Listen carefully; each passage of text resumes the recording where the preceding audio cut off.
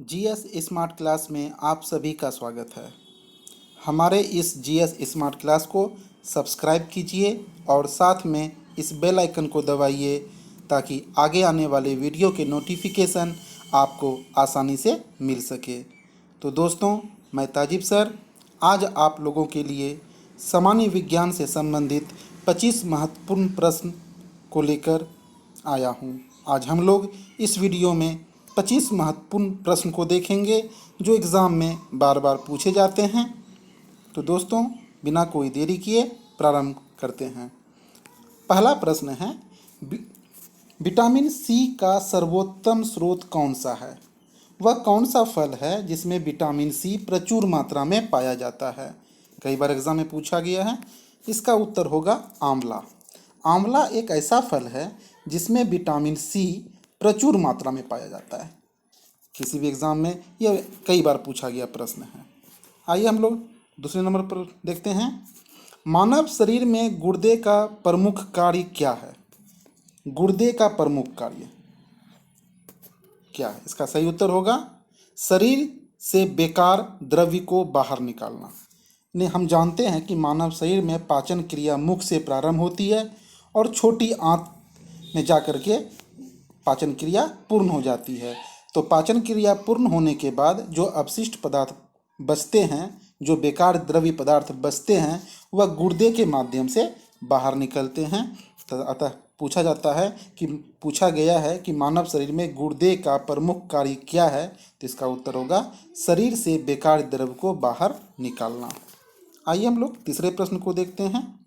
किस विटामिन की कमी से रतौंधी रोग होता है?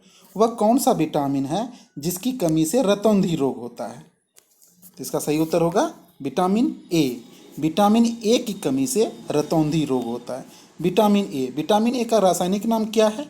आइए इसे देख लेते हैं। विटामिन ए का रासायनिक नाम रेटिनॉल है। अगर पूछा जाता है कि विटामिन ए का रासायनिक नाम बताइए तो उसका आंसर हो जाएगा रेटिनॉल।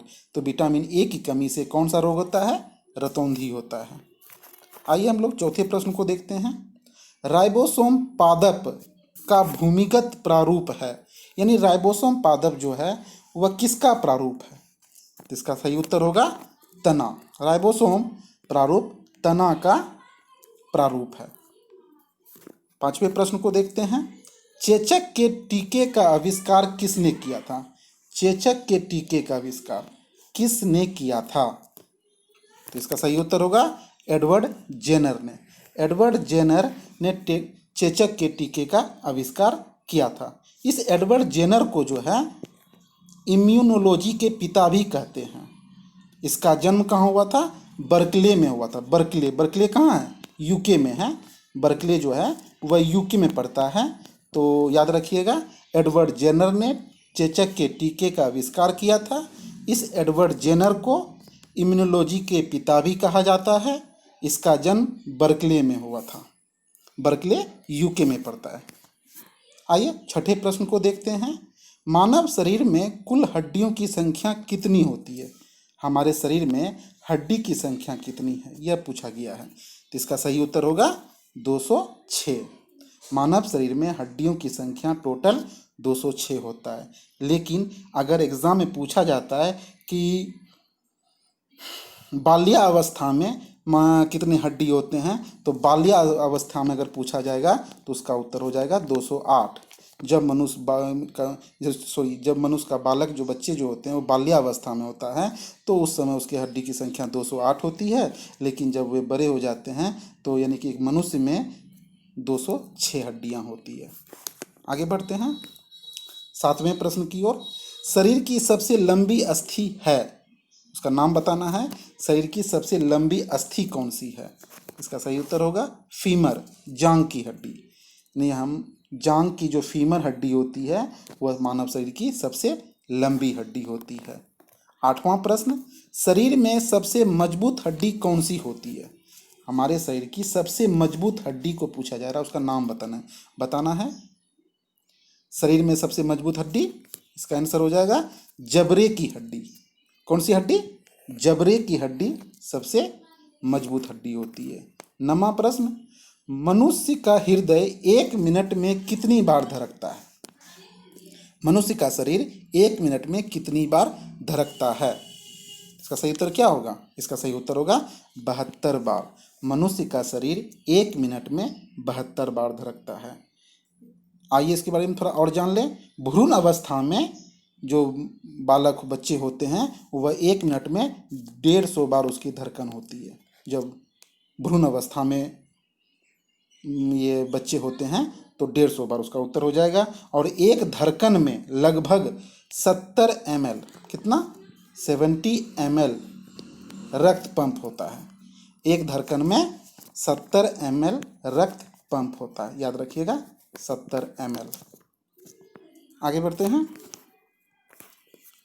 खून का रंग लाल क्यों होता है? खून का रंग लाल क्यों होता है? इसका सही उत्तर होगा हीमोग्लोबिन के कारण। किसके कारण? हीमोग्लोबिन के कारण। 11वां प्रश्न, लाल रक्त कणिकाओं का जीवन काल कितने दिन का होता है? यानी पूछा जा रहा है आरबीसी का। आरबीसी लाल रक्त कणिकाओं का जीवन काल कितने दिन का होता है? इसका उत्तर होगा 120 दिन, यानी 20 से 120 दिन। कितना? 20 से 120 दिन आरबीसी का जीवन काल होता है। अगर डब्ल्यूबीसी का पूछा जाता तो डब्ल्यूबीसी का 2 से 4 दिन होता है। डब्ल्यूबीसी का 2 से 4 दिन होता है। आरबीसी का 20 से 120 दिन होता है। रुधिर का थक्का जमने में सहायक विटामिन है, वह कौन सा विटामिन है? विटामिन पूछा जा रहा है यहाँ पर। वह कौन सा विटामिन है जो ब्लड के थक्का जमने में सहायक होता है? इसका सही उत्तर होगा विटामिन के। विटामिन के रक्त के थक्का जमने में सहायक होता है। तो यहाँ तो विटामिन पूछा गया है। अगर पूछा जाता कि उस प्रोटीन का नाम बताइए जो रक्त के थक्का जमने में सहायक होता है, अगर प्रोटीन पूछा जाता तो इसका उत्तर होता फाइब्रिनोजन प्रोटीन जो है वह रक्त के थक्का बनने में सहायक होता है। अगर विटामिन पूछा जाएगा तो विटामिन के मारिएगा। अगर प्रोटीन पूछा जाता है तो इसका उत्तर हो जाएगा फाइब्रिनोजन। बढ़ते हैं अगले प्रश्न की ओर। रुधिर का तरल भाग क्या कहलाता है? रुधिर का जो तरल भाग होता है वह क्या कहलाता है? जो लिक्विड वाला भाग होता है उसे क्या कहते हैं? इसका सही उत्तर होगा प्लाज्मा। रुधिर के तरल भाग को क्या कहते हैं? प्लाज्मा। जो ब्लड का 60% होता है। कितना परसेंट होता है? 60% होता है प्लाज्मा। आगे बढ़ते हैं। रक्त समूह में सर्वदाता और सर्वग्राही किसे कहते हैं? रक्त समूह, रक्त कई प्रकार के होते हैं, उसमें सर्वदाता किसे कहते हैं और सर्वग्राही? कई बार एग्जाम में यह प्रश्न पूछे गए। दाता यानी देने वाला जो सबको दे सकता है। सर्वग्राही यानी ग्रहण करने वाला जो सबका ग्रहण कर सकता है। इसका सही उत्तर होगा, क्रमशः दिया गया है ओ को क्या कहते हैं? सर्वदाता। यानी कि ओ रक्त ग्रुप वाले व्यक्ति जो होते हैं वो सभी को रक्त दे सकते हैं। सबका रक्त ले नहीं सकते हैं, सबको दे सकते हैं, इसलिए ओ को सर्वदाता कहते हैं। जबकि जिसका रक्त ग्रुप ए बी होता है वो सर्वग्राही होते हैं, यानी वो सबका रक्त ले सकते हैं, सबको रक्त दे नहीं सकते हैं। ए बी को ही रक्त दे सकता है और किसी को नहीं दे सकता है। ये सर्वग्राही है, यानी सबका रक्त ले सकता है लेकिन दे नहीं सकता। जबकि ओ जो होता है वो सबको रक्त दे सकता है, इसलिए ओ को सर्वदाता कहते हैं और ए बी को सर्वग्राही कहते हैं। मनुष्य के शरीर में पित्त उत्पन्न होता है। पूछा जा रहा है मनुष्य के शरीर में पित्त का निर्माण कहाँ होता है? तो इसका सही उत्तर क्या होगा? यकृत में। मनुष्य के शरीर में पित्त यकृत में बनता है। कहाँ बनता है? यकृत में बनता है। आइए अगले प्रश्न को देखते हैं हम लोग। एक स्वस्थ मनुष्य का रक्तचाप होता है। एक स्वस्थ मनुष्य का रक्तचाप होता है, कितना होता है? यानी कि रक्तचाप, ब्लड प्रेशर पूछा जा रहा है तो 120/80 mmHg ये मात्रक है। कई बार एग्जाम में मात्रक पूछा गया, याद रखिएगा 120/80। 120 क्या है? 120 आपका हो गया सिस्टोलिक। 120 क्या हो गया? सिस्टोलिक। और ये 80 क्या हो गया? डायस्टोलिक। सिस्टोलिक बटा डायस्टोलिक कितना हो गया? 120/80 mmHg। रक्तचाप यानी रक्तदाब किससे मापा जाता है? स्फिग्नोमेनोमीटर से मापा जाता है। किससे मापा जाता है? स्फिग्नोमेनोमीटर, यह याद रखिएगा। तो एक स्वस्थ मनुष्य का रक्तचाप होता है या रक्तदाब होगा 120/80 mmHg। आगे बढ़ते हैं 17वें प्रश्न की ओर। रक्त में अशुद्ध पदार्थ को कौन अलग करता है? हमारे ब्लड में जो अशुद्धियाँ मिलती है उसे अलग करने का काम कौन करता है? तो डिफिनिट किडनी इसका उत्तर होगा। किडनी जो है हमारे ब्लड को छांकने का काम करती है, हमारे ब्लड में जो गंदगी है उसे मूत्र के द्वारा बाहर कर देती है। अतः हमारे ब्लड में अशुद्ध पदार्थ को बाहर निकालने का काम किडनी करता है। मानव शरीर की सबसे बड़ी कोशिका क्या कहलाती है? मानव शरीर की सबसे बड़ी कोशिका क्या कहलाती है? इसका उत्तर होगा तंत्रिका तंत्र। तंत्रिका तंत्र मानव शरीर की सबसे बड़ी कोशिका कहलाती है। 19वां प्रश्न, हाइड्रोफोबिया रोग संबंधित है, यानी हाइड्रोफोबिया रोग किससे संबंधित है? इसका उत्तर होगा कुत्ते के काटने से। अगर किसी को कुत्ता काटता है तो उसको कौन सा रोग होता है? हाइड्रोफोबिया रोग होता है। हाइड्रोफोबिया रोग कुत्ते के काटने से संबंधित है। 20वां प्रश्न, वायरोलॉजी संबंधित है, यानी वायरोलॉजी में किसका अध्ययन करते हैं यह पूछने का प्रयास किया गया है। वायरोलॉजी किससे संबंधित है? तो इसका उत्तर होगा विषाणुओं के अध्ययन से। वायरोलॉजी में हम लोग विषाणु का अध्ययन करते हैं। किसका अध्ययन करते हैं? विषाणु का अध्ययन करते हैं। 21वां प्रश्न, किस रोग में खून का थक्का नहीं जमता?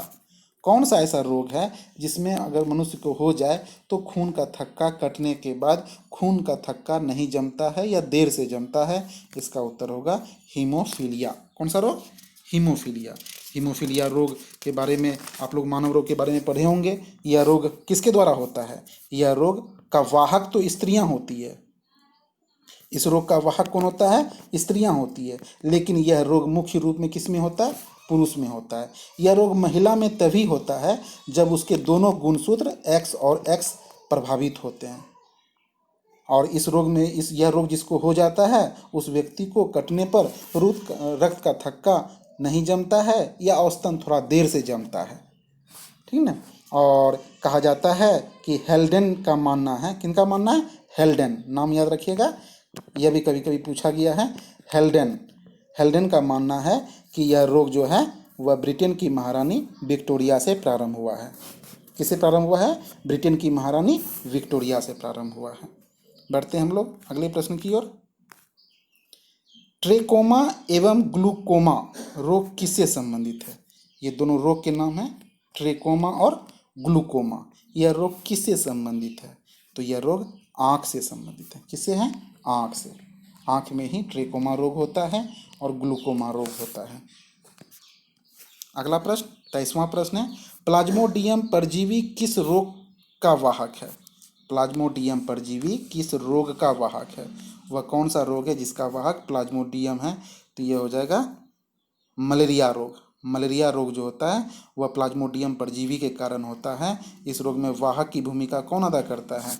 ये मादा एनाफिलीज मच्छर जो होते हैं वह इस रोग के वाहक के रूप में भूमिका अदा करते हैं। और जिसको मलेरिया रोग होता है उसका कौन सा अंग प्रभावित होता है? अगर यह पूछा जाए तो आंसर होगा तिल्ली और आरबीसी। मलेरिया रोग से प्रभावित लोग की तिल्ली और आरबीसी प्रभावित होती है। तिल्ली और आरबीसी। बढ़ते हैं हम लोग 24वें प्रश्न की ओर। मूली, गाजर, चुकंदर किसका उदाहरण है? यानी कि ये मूली, गाजर, चुकंदर क्या है? तो इसका सही उत्तर होगा जड़ों के रूपांतरण। ये सभी जड़ हैं। मूली, गाजर, चुकंदर जो हम लोग यूज करते हैं वो सभी क्या है? जड़ है। बढ़ते हैं 25वां प्रश्न, अंतिम प्रश्न है, आलू, अदरक और प्याज किसका उदाहरण है? पूछा जा रहा है आलू, अदरक और प्याज ये किसका उदाहरण है? इसका उत्तर होगा तने का रूपांतरण। किसका रूपांतरण है? तने का रूपांतरण है। आलू, अदरक और प्याज जो है यह तने का रूपांतरण है। तो दोस्तों हमारा यह वीडियो कैसा लगा हमें कमेंट बॉक्स में बताएं और हमारे जीएस स्मार्ट क्लास को सब्सक्राइब कीजिए और अपने दोस्तों में शेयर कीजिए। धन्यवाद।